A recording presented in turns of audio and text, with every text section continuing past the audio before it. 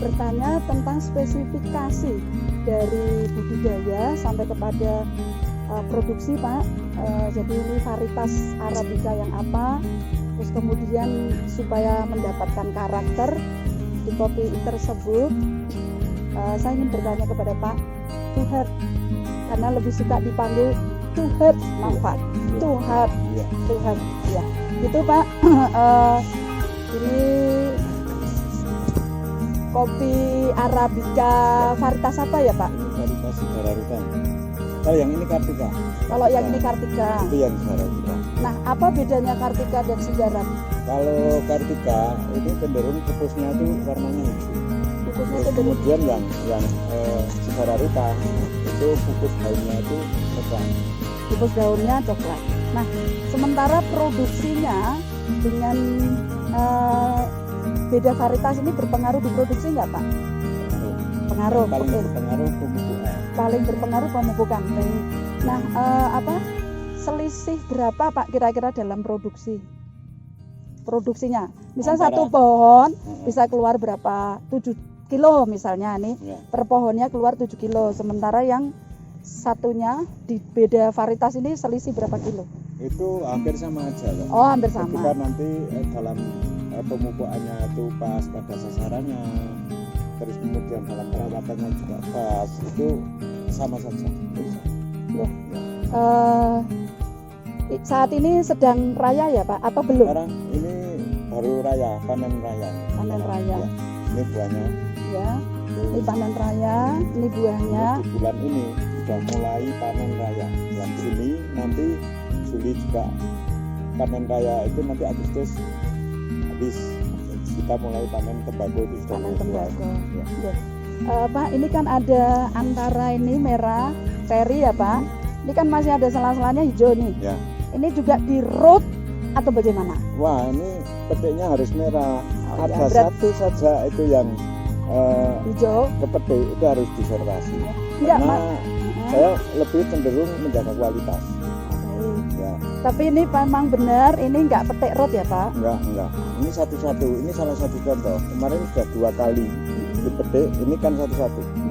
Nah, petiknya memang ada aturannya. Jadi aturan yang benar itu petik itu jangan sampai ini seperti ini. Ini walaupun merah itu benar warnanya petiknya, tapi yang benar seperti ini. Jadi tidak ngikut bantalan buah ini. Kalau ngikut ini akan mengurangi buah ke depan tuh, karena ini calon bunga ke depan, bantalan buah ini.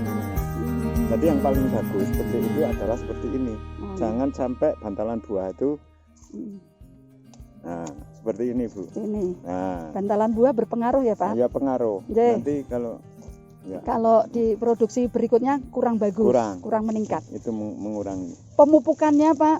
Pemupukan itu idealnya 1 tahun 2 kali pemupukan. Itu di musim menjelang musim kemarau dan setelah musim hujan. 6 bulan 1 kali itu dipupuk. Terus 6 bulan kemudian nanti dipupuk lagi.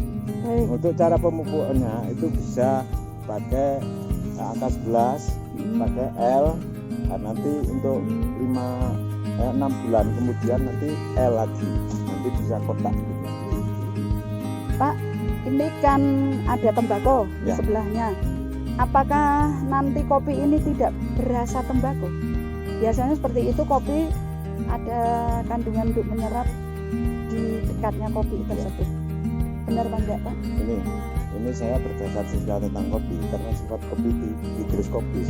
Higroskopis itu kan menyerap. Lah, serapan itu ada batas-batasnya. Artinya kalau di kebun itu memang kalau bicara kopi ada beberapa faktor yang mempengaruhi. Satu, tentang faktor tanah. Faktor tanah juga pengaruh, faktor geografinya juga pengaruh, kemiringannya, berikut ketinggiannya itu juga pengaruh. Karena pun pola di sini di kebun kami itu menjalankan pola telahap. Pola telahap itu diselesaikan telahap. Lah polanya untuk penanaman kopi itu seperti ini, tidak monokultur. Jadi ada tembakau, ada kopi, karena untuk komoditas per hari ini itu Temanggung itu masih nomor 1 tembakau, walaupun situasi seperti ini. Lah karena di desa kami itu juga prospek karena ketinggiannya itu bisa mumpuni sehingga dikembangkan kopi Arabica. Dan sekarang pengembangannya itu ke lahan perhutani, Bu.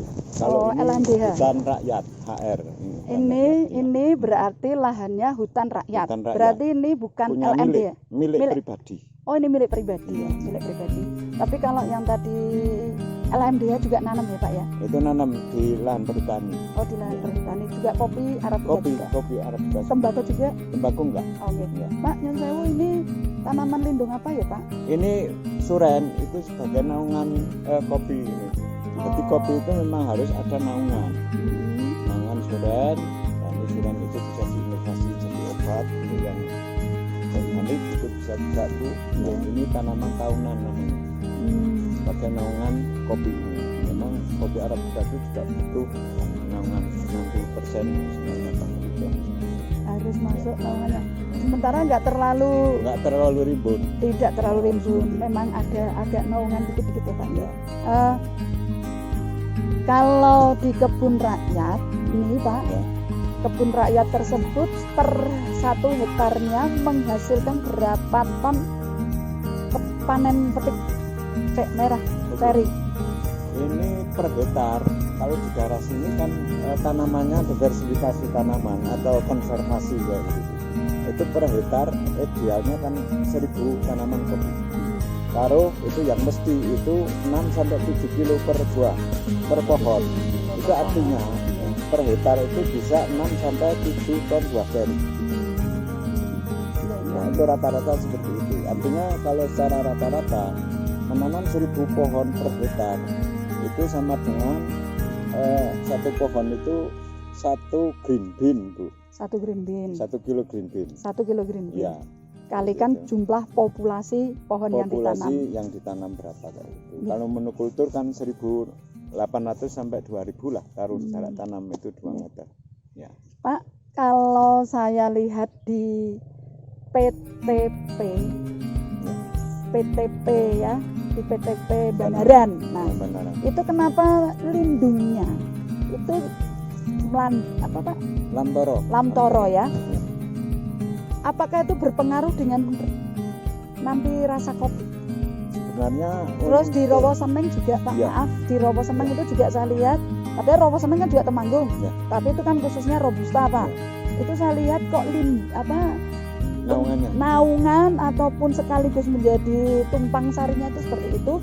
Kemudian jarak tanamnya satu dan yang lainnya 2 itu. kali 3. Nah, itu apa Pak perbedaannya? Perbedaannya itu karena di daerah sana itu robusta. Sebenarnya masalah naungan itu memang paling bagus itu adalah lamtoro, pohon lamtoro. Karena lamtoro itu tanahnya jadi subur. Di tahunnya itu lamtoro, tapi tanah itu akan bergerak. Oh, Jadi yang tujuannya lamtoro itu seperti itu, tidak ada pupuk organik. Bisa dimanfaatkan oleh tanaman yang Oke, berarti daun-daun lamtoro itu bisa tuh ngompos ya. bisa dijamu. Oke, nek kula nyebutke Pak niku naminipun sepah jinatah ing ler-ler Leran dadi daharan. Oke ya Pak ya. Oke, siap. Sepah jinatah ing lemah ler-leran dadi daharan. Nah, itu berarti ada sisi nilai plus antara di sana dan di sini. Itu kontrol ya Pak ya. Ya. Tadi kontrolnya di Rowo Senong yang masih juga satu Kabupaten Temanggung, Ya. tetapi budidayanya, penerapan budidayanya, daun-daun lamtoro itu bisa jadikan sepah jinatah ing lemah ler-leran dadi daharan. Tetapi kalau di sini apa tuh yang sepah jinatah ler-leran dadi daharan? Sementara tanah sendiri, jadi gini, menanam apapun juga itu kan butuh tanah sehat, bibit Ya. sehat. Ya. Betul ya Pak ya? Nah, kalau di sini kecapai tanah sehatnya apa? Tercapainya tanah sehat. Kalau di Rowo Seneng tadi kan pakai lamtoro tuh. Ya. Daun-daunnya ngompos ke situ, ngompos ke situ. Nah, kalau di sini apa? Tanah sehat itu yang jelas ini untuk mengurangi pupuk kimia satu. Ini baru dikembangkan untuk pupuk kandang. Itu kan cenderung pupuk yang organik kayak gitu, Bu. Itu akan tanah itu akan menjadi subur kembali, karena kalau semakin banyak pupuk kimia yang tidak dosis itu akan rusak, nanti tanah itu jadi gersang Bu. Oh, gitu. Nah, ini dikembangkan pupuk organik. Tapi tidak bisa dibilang bahwa kopi ini kopi organik. Oh, ya. Karena setahu saya itu organik itu ada persyaratan. Betul, Radius 200 meter itu harus dipas dari pupuk ini. betul Nah, sekali. ini semi Bu. Semi. Pak, pernahkah mengalami masalah di kopi ini terjadi banyak semut? Semut ada Bu. Banyak ya. Itu di umur kopi udah usia berapa? Usia ya sudah buas, 20-an ya. sudah buas seperti ini. Ketika Oh. ada kutu hitam itu mesti ada semut. Karena itu manis Bu. Oh, Tapi berarti ini itu misalnya petik ceri gini, ini sama kan manis? manis. Coba aja. Enggak, enak banget Pak.